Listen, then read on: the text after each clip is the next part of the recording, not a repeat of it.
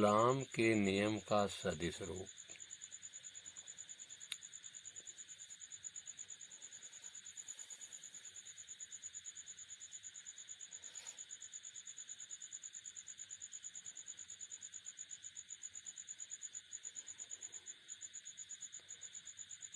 ए बिंदु पर Q1 आवेश है और बी बिंदु पर Q2 आवेश स्थित है। AB के बीच की दूरी R है।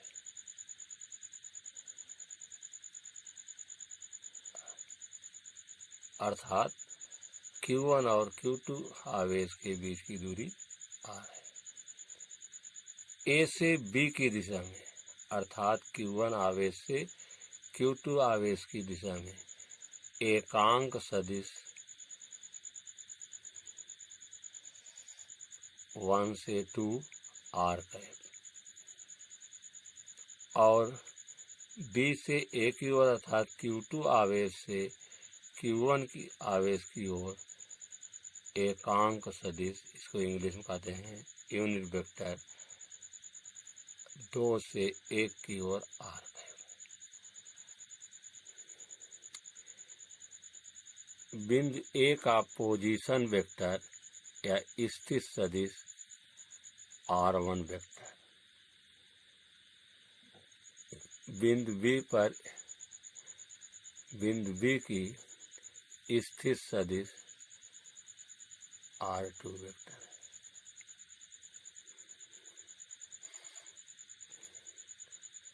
माना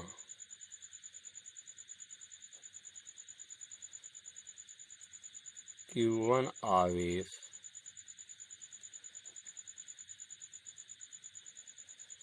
बिंदु A पर और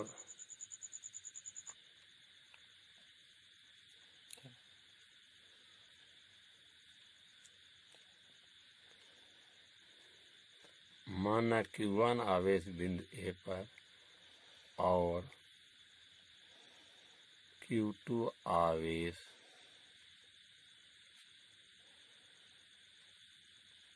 बिंदु B पर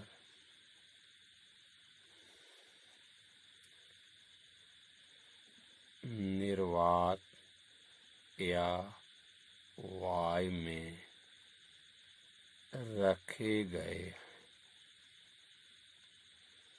दोनों आवेशों के बीच की दूरी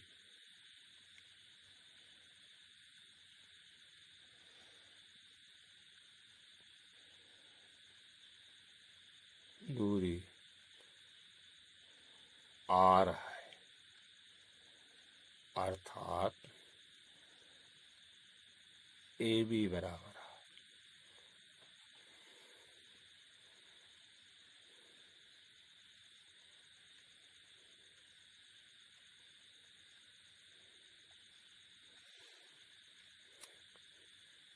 है देखिए Q1 आवेश के कारण Q2 पर लगने वाला बल, क्योंकि दोनों आवेश का चिन्ह समान है इसलिए प्रतिकर्षण होगा। Q1 आवेश के कारण Q2 आवेश पर लगने वाला बल 1 आवेश के कारण 2 पर लगने वाला बल F21 1 के कारण 2 पर, इसको F21 बल इधर होगा।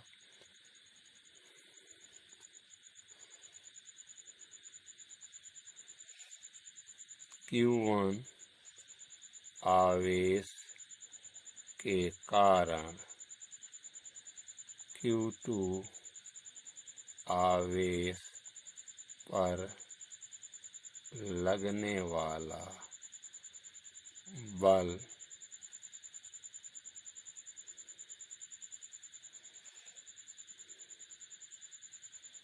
वन के कारण 2 पर लगने वाला बल 1/4πε0 Q1 Q2 बटे R स्क्वायर होता है, क्योंकि दोनों के भी R स्क्वायर है।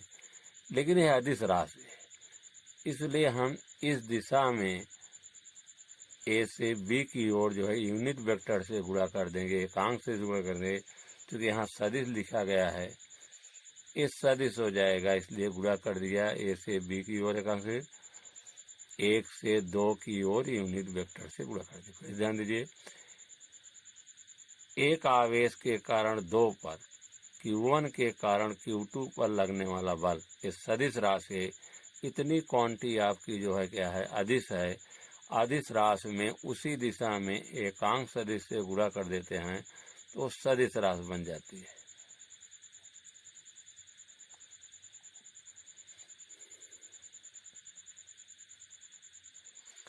जहां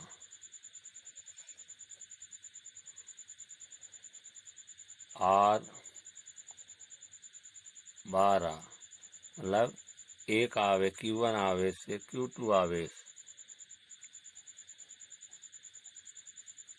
और एकांक सदिश है, यहाँ लिखेंगे हम Q1 आवेश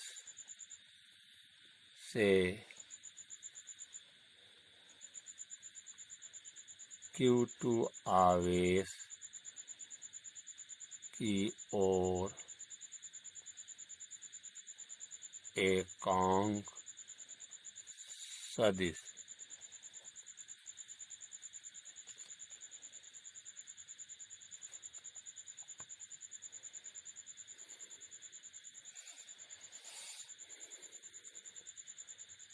ये निकाला गया कि Q1 आवेश के द्वारा Q2 पर लगने वाला बल। अब Q2 आवेश के कारण Q1 पर लगने वाला बल 2 आवेश के कारण Q2 आवेश के कारण Q1 पर लगने वाला बल, अर्थात यह 12, इसकी दिशा इधर होगी। Q2 आवेश के कारण Q1 पर लगने वाला बल प्रतिकर्षण हो रहा है, तो दिशा क्या होगी, विपरीत होगी, इधर होगी।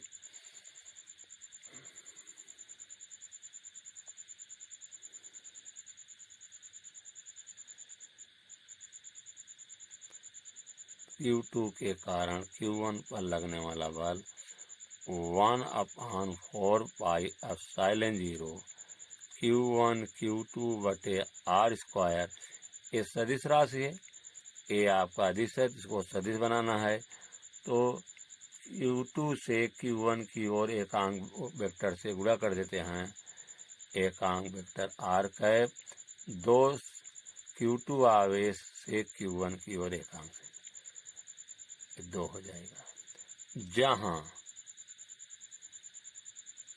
R21 अर्थात Q2 के कारण Q1 पर, Q2 के कारण आवेश Q2 के कारण आवेश Q1 की ओर एकांक सदिश है, तो इसको हम लिखते हैं जहां R21 क्या है, कॉमा Q2 आवेश से Q1 आवेश की ओर एकांक सदिश।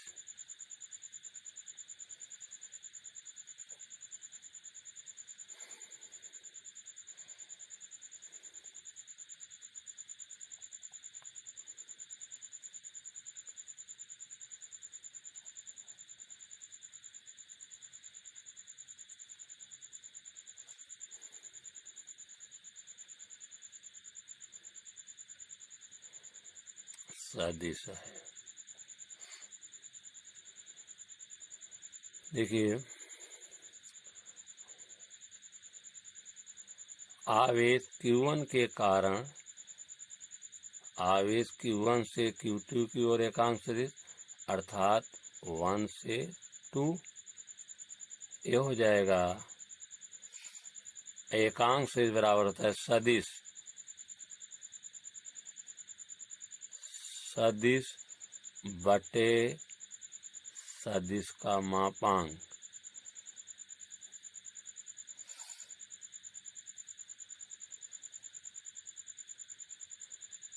सदिश का मापांक कितना है, R है। क्योंकि यहाँ से यहाँ तक की दूरी R है, इसका मापांक r होगा।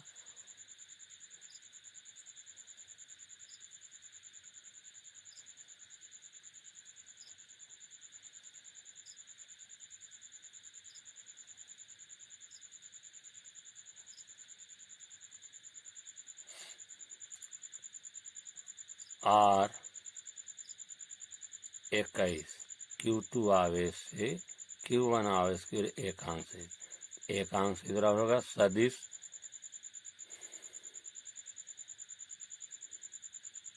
बटे सदिश का मापांक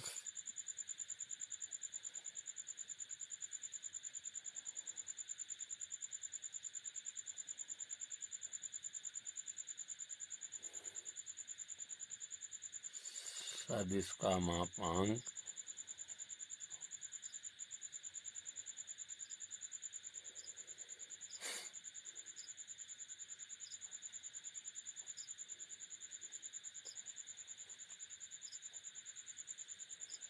r 12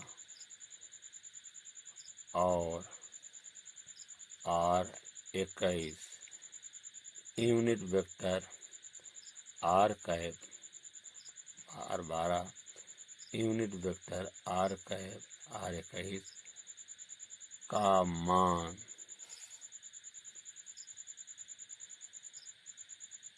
क्रमशः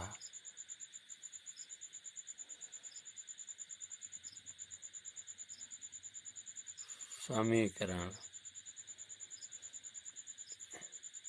1 और समीकरण 2 में क्रमशः रखने पर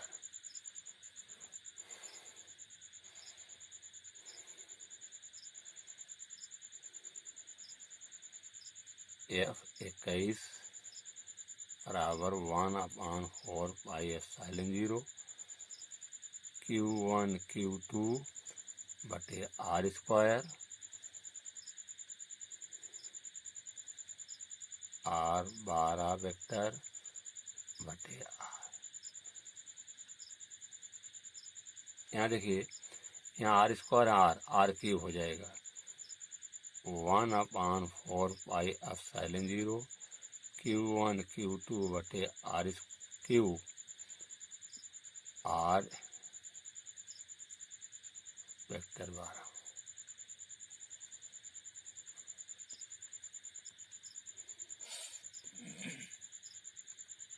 F12 equal to 1/4πε0 Q1 Q2 बटे r स्क्वायर r 21 वेक्टर बटे r।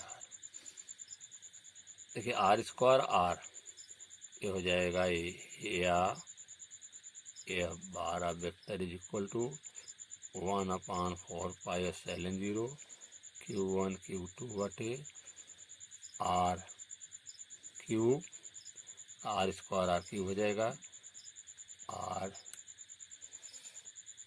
मतलब ये पढ़ा जाएगा आवेश 2 से आवेश के साथ बी ए वेक्टर, इसको बी ए वेक्टर का मान है।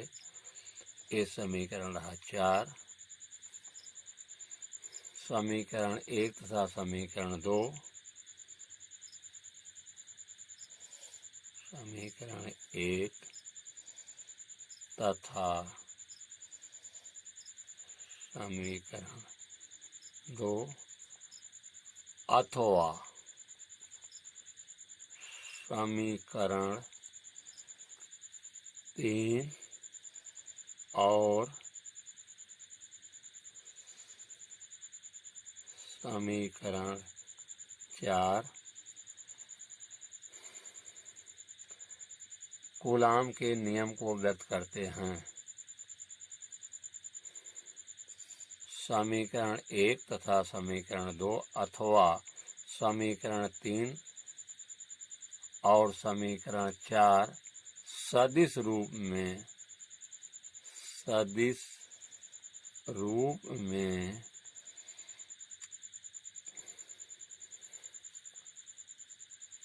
कूलाम के नियम को व्यक्त करते हैं। कूलाम के नियम को व्यक्त करते हैं।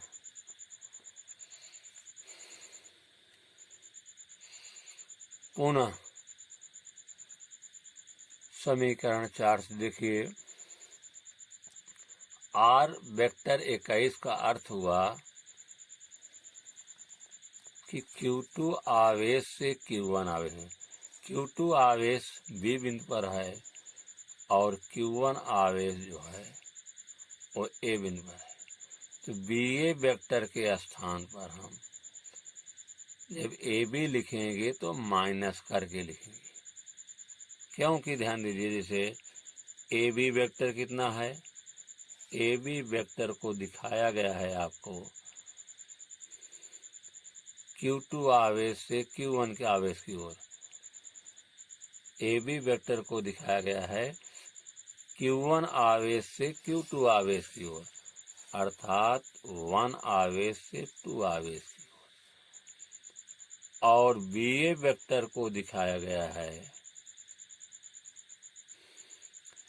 Q2 आवेश से Q1 आवेश की ओर, Q2 आवेश से Q1 आवेश की ओर।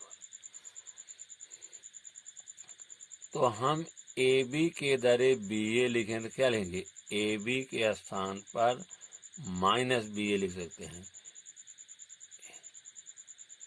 AB वेक्टर बराबर minus BA vector. AB vector के स्थान पर माइनस BA। AB का मान कितना है, AB का मान R21 है। या ऐसे भी लिख सकते हैं BA वेक्टर बराबर माइनस AB वेक्टर। हम इसमें मान रखेंगे। BA का मान कितना है, BA का मान ध्यान दीजिए, BA वेक्टर का मान है R21 और AB का मान है R12 minus R12 vector.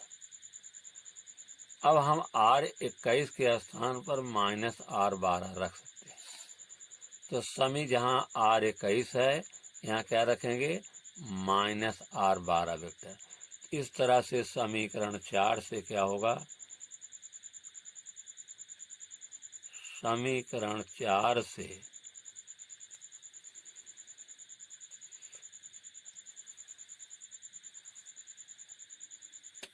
F12 vector होगा 1/4 पाई एप्सिलॉन 0 Q1 Q2 बटे R3। यहाँ R21 के स्थान माइनस R12 लिख सकते हैं, माइनस R12 वेक्टर। इस माइनस यहाँ प्लस करेंगे तो यह माइनस होगा,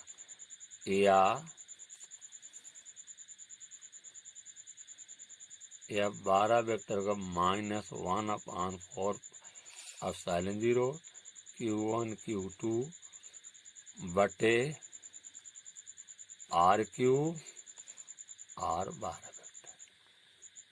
इतने के स्थान पर हम लिख सकते हैं, यहाँ वेक्टर भूल गए, वेक्टर लगाना होगा। इनके स्थान पर लिख सकते हैं F21 वेक्टर, क्योंकि समीकरण 3 में देखिए, समीकरण 3 में इतने का मान कितना है, यहाँ मैं लिख दे रहा हूँ कि 1/4 पाई एप्सिलॉन 0 Q1 Q2 बटे R3 R12। ए बराबर है F वेक्टर F21 वेक्टर। इसके स्थान पर इतना लिखा जा सकता है, या इसको लिख सकते हैं F12 vector is equal to minus F21 vector. समीकरण 5 डाल लीजिए।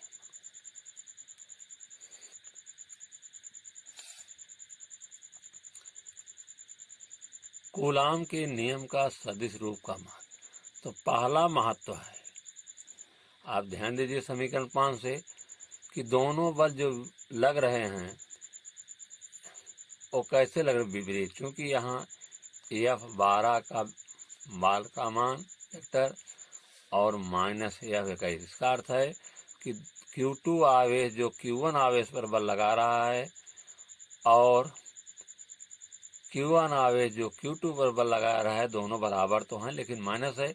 इसका मतलब कि Q2 के द्वारा Q1 पर लगाया गया बल और Q2 आवेश के कारण Q1 पर लगाया गया बल, Q1 के कारण Q2 पर लगाया गया बल क्या हैं, एक दूसरे के विपरीत हैं।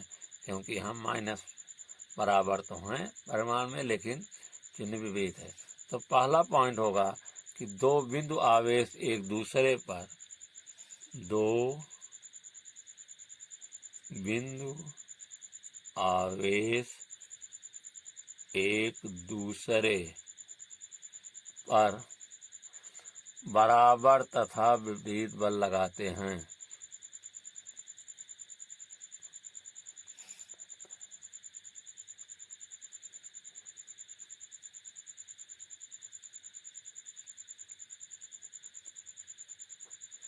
दूसरा पॉइंट है, दो बिंदु आवेशों के बीच दो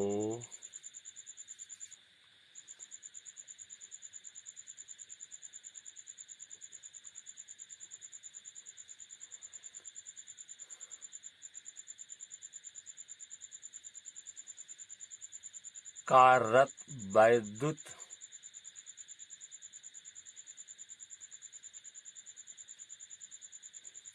दो बिंदु आवेशों के बीच कार्यरत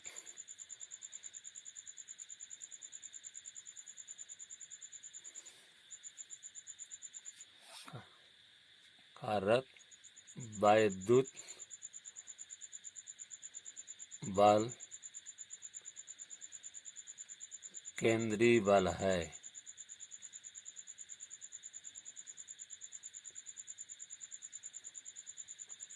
दो बिंदु आवेशों के बीच कार्यरत वैद्युत बल केंद्रीय बल है।